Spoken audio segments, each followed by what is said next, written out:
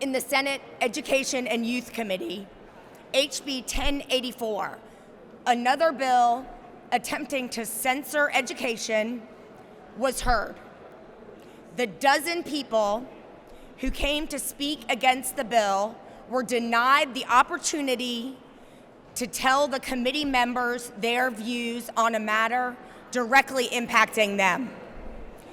The group was largely made up of students. The actions of this committee directly impact the education that they can receive. They drove hours to tell the committee their stories. We will not let them be silenced.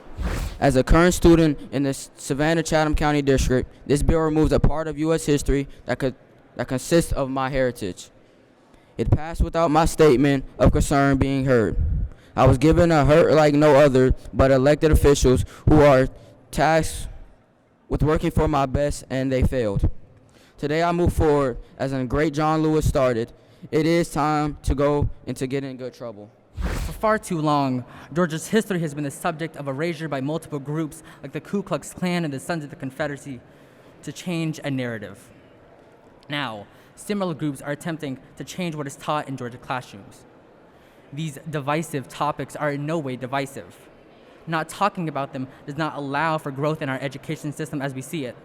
Without speaking on such subjects, children of Georgia, and frankly across America, are sheltered in a tunnel of censorship that does not allow for individual thinking.